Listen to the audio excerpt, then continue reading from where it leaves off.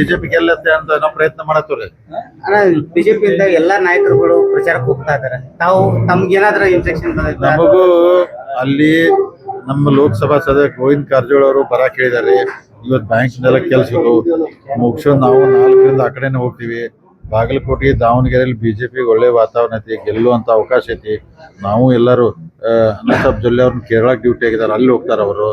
ನಾವು ಬಾಗಲಕೋಟೆಗೆ ಹೋಗ್ತೀವಿ, ದಾವಣಗೆರೆ ಎಲ್ಲ ಬೇರೆ ವರ್ಕ್ ಮಾಡ್ತಾರೆ. ಅಲ್ಲಿ ರಿಪೋರ್ಟ್ ತಿಳ್ಕೊಂಡ ಪ್ರಕಾರ ಚಲೋ ವಾತಾವರಣ ಐತಿ. ಎರಡು ಕಡೆ ಬಿಜೆಪಿ ಗೆಲ್ಲ ಅವಕಾಶ ಐತಿ. ಅಂದ್ರೆ ಗೆಲ್ತೀವಿ. ಮತ್ತು ನಮ್ಮ ಫೋಕಸ್ ಎಲ್ಲ 2028 ಅಂದ್ರೆ 2028 ಭಾರತೀಯ ಜನತಾ ಪಾರ್ಟಿ ಸರ್ಕಾರ ಫಿಕ್ಸ್. ಅದನ್ನು ಮುಂದಿನ ಲೆಕ್ಕ ಹಾಕೊಂಡು ನಾವು ಕೆಲಸ ಮಾಡತ್ತೀವಿ. ಸರ್, ಇವಾಗ ಏನ್ ಬಾಗಲಕೋಟೆ ಅಭ್ಯರ್ಥಿ ಅದಾರ ಚರಂತಿಮಠ ಅವರು ಈಗಾಗಲೇ ವಿಜಯಪುರ ಶಾಸಕರುಗಳಿಗೆ ಪ್ರಚಾರಕ್ಕೆ ಕರೀತಾ ಇದ್ದಾರೆ. ಬಿಜೆಪಿ ಪ್ರಚಾರ ಮಾಡ್ಲಿಕ್ಕೆ ಯತ್ನಾಳ್ ಸಾಹೇಬ್ ಬರ್ತಾ ಇದಾರೆ. ಇದ್ರ ಕಡೆ ಭಾರತೀಯ ಜನತಾ ಪಕ್ಷ ಯಾವ ರೀತಿ ನೋಡ್ತಾ ಇದೆ ಸರ್? ಈಗ ಬೇಗಾನೆ ಶಾದಿ ಮೇ ಅಬ್ದುಲ್ಲಾ ದಿವಾನ ಅನ್ನುವಂತ ಒಂದು ಪರಿಸ್ಥಿತಿ ಯತ್ನಾಳ್ ಸಾಹೇಬ್ರಿಗೆ ಆಗ್ತಾ ಇದೆ. ಅವರು ಫ್ರೆಂಡ್ಶಿಪ್ ಅಂದ್ರೆ ಸ್ನೇಹಿತರದಾರು, ಫ್ರೆಂಡ್ಶಿಪ್ ಒಳಗೆ ಕರೆದಿರ್ಬೇಕದು ಪಾರ್ಟಿಗೆ. ಅದಕ್ಕೆ ಸಂಬಂಧ ಯತ್ನಾಳ್ ಅವರು ಬಂದವ್ರು ಅವ್ರು ಪ್ರಚಾರ ಮಾಡ್ತಂದ್ರೆ ಯಾರು ಬೇಡ ಅಂತಾರೆ. ಯಾಕಂದ್ರೆ ಒಂದು ಸ್ಟ್ರಾಂಗ್ ಲೀಡರ್ ಅದಾರ ಉತ್ತರ ಕರ್ನಾಟಕದಲ್ಲಿ. ಕರೆದಿರ್ಬೇಕು, ವೈಯಕ್ತಿಕ ದೋಸ್ತಿ ಇರ್ಬೋದು, ಕರೆದಿರ್ತಾರು.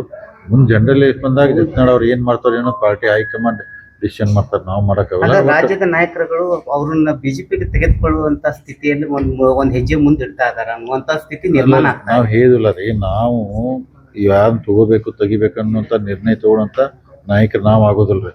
ಅದು ಯಾರನ್ನ ತೆಗೆದು ಪಾರ್ಟಿ ಹೈಕಮಾಂಡ್ ಇರ್ತೈತಿ. ಅವ್ರು 28 ಎಲೆಕ್ಷನ್ ಏನ್ ಡಿಸಿಷನ್ ತಗೋತಾರ ಅದನ್ನೆಲ್ಲ ನಾವು ಸ್ವಾಗತ ಮಾಡ್ಬೇಕು. ಹೈಕಮಾಂಡ್ ಏನ್ ಡಿಸಿಷನ್ ತಗೋತಾರೆ.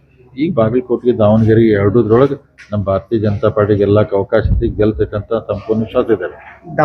ದಾವಣಗೆರೆಗೆ ಒಬ್ಬ ಸಾಮಾನ್ಯ ಕಾರ್ಯಕರ್ತರಿಗೆ ಟಿಕೆಟ್ ನೀಡಲಾಗಿದೆ. ಅದು ಒಂದು ಹಿಂದುಳಿದ ನಾಯಕರಿಗೆ ಟಿಕೆಟ್ ನೀಡಲಾಗಿದೆ. ಯಾವ ರೀತಿ ಇದನ್ನ ಒಂದು ಪಕ್ಷ ಮತ್ತು ಈ ಕಮ್ಯುನಿಟಿ ನಾಯಕರುಗಳಾಗಿ ಒಳ್ಳೆ ಬೆಳವಣಿಗೆ ಅಲ್ಲ. ಯಾಕಂದ್ರೆ ರೀ ಎಂತದ ಜನರಲ್ ಸೀಟ್ ಒಳಗ ಒಬ್ಬರಿಗೆ ರಿಸರ್ವ್ ತಂದು ನಿಲ್ಸ್ಯಾರು. ಅದು ನಮ್ಮ ಅಲ್ಲಿ ಮಾಜಿ ಲೋಕಸಭಾ ಸಿದ್ದೇಶ್ವರ ಅವರು. ಸೊ ಒಳ್ಳೆ ಬೆಳವಣಿಗೆ ಇದೆ. ಅಂದ್ರೆ ಎಲ್ಲರನ್ನು ತಗೊಂಡು ಹೋಗುವಂತ ಕೆಲಸ ಭಾರತೀಯ ಜನತಾ ಪಾರ್ಟಿ ಮಾಡ್ತಿದ್ವಿ.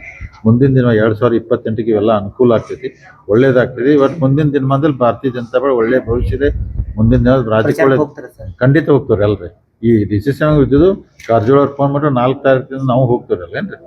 ಧನ್ಯವಾದ ರೀ.